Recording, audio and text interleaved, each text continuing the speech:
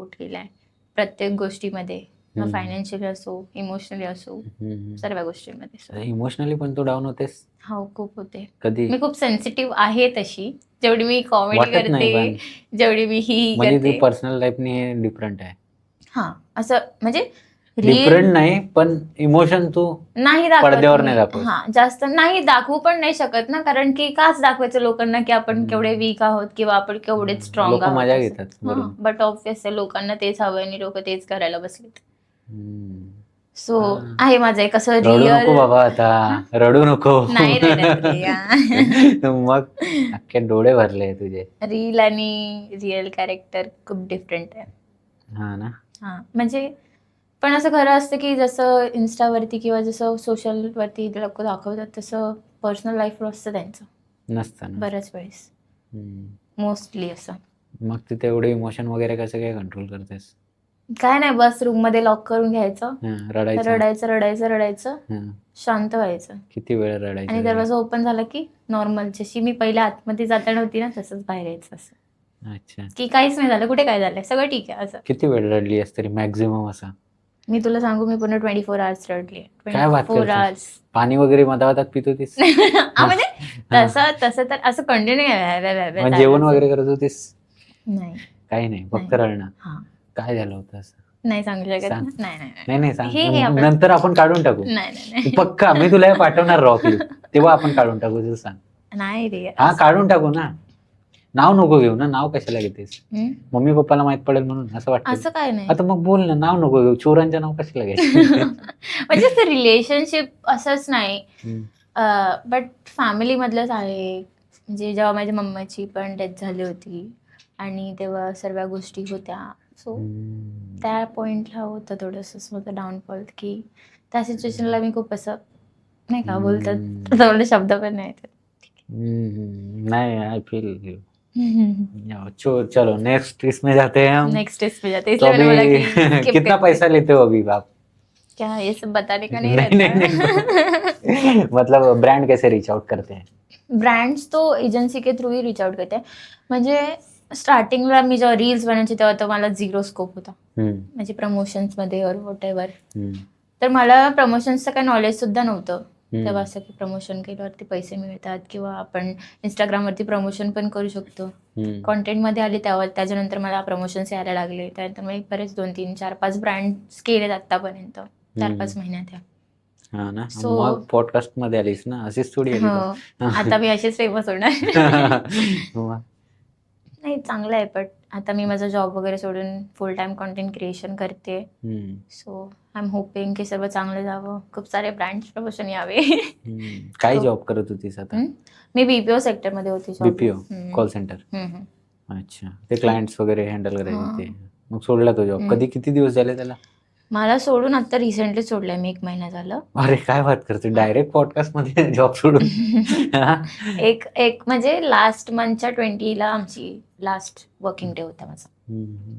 So त्यानंतर मी जॉबच नाही केला. ते पण मी नाईट शिफ्ट करायचे. अच्छा. हां, इंटरनॅशनल प्रोसेस. हाँ तिकडची शिफ्ट ती असते. बट एक्चुअली में क्या है ना कि अपने को अगर कोई चीज नहीं करना है तो छोड़ दो सच में.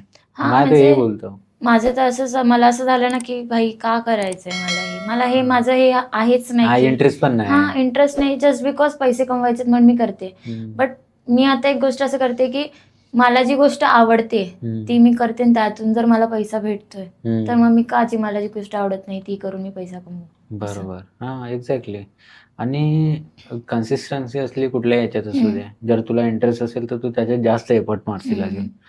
तर ऑब्व्हियसली यार ते भेटणारच आहे कधी ना कधी. आणि मी तर म्हणतो जॉब नाही भेटला कुठला किंवा नाही लागत आहे कुणाला जॉब, तर भाई असं काही नसतं ते.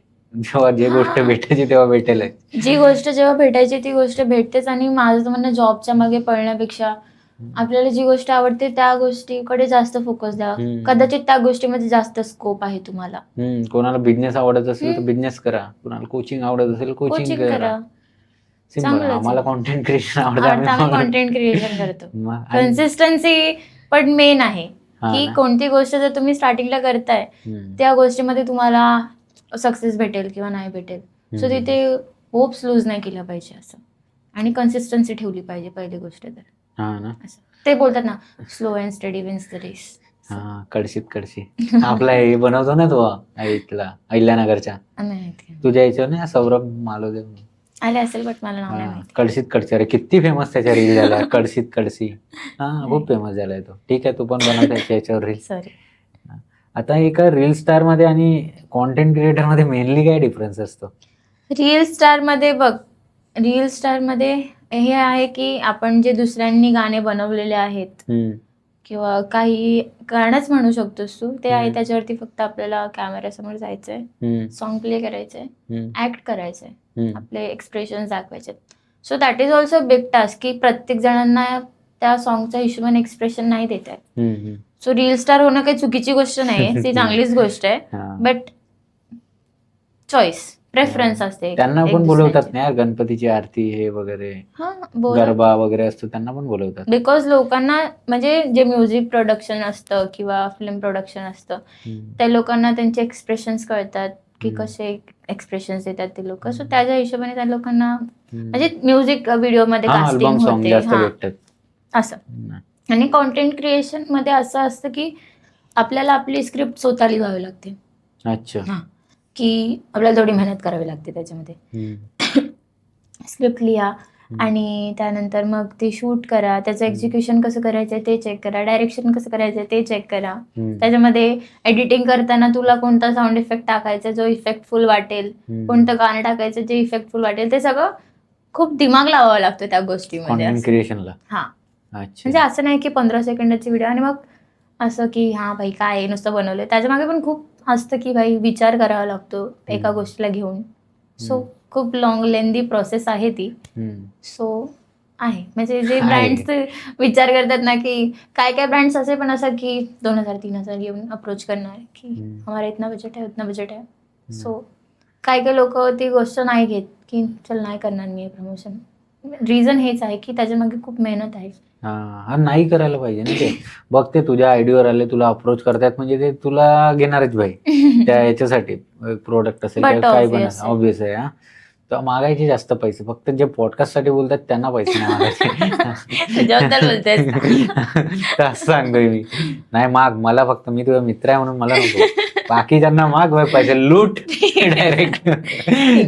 ते कॉन्टेंट क्रिएशन मध्ये एफर्ट्स जास्त आहेत म्हणून त्यांच्या मागे जे मागतात पैसे ते जास्त असतात असं माझं पर्सनल ओपिनियन आहे. मे बी भरपूर लोक माझी रियालिटी आहे, आपण नाही चेंज करू शकत. दिस इज फॅक्ट की भाई एफर्ट्स ज्यादा पैसे ज्यादा. मग ते भले मग ज्यांचे फॉलोअर्स कमी असतील ना ते पण पैसे जास्तच घेतात बिकॉज त्यांची पण ती मेहनतच आहे.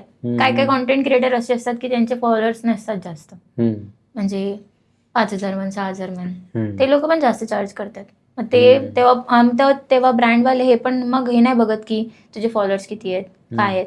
हल्ली सगळा गेम जो आहे ना इंस्टाग्रामचा तो फॉलोअर्स वरती नाहीच आहे बिलकुल, रीच वरती आहे.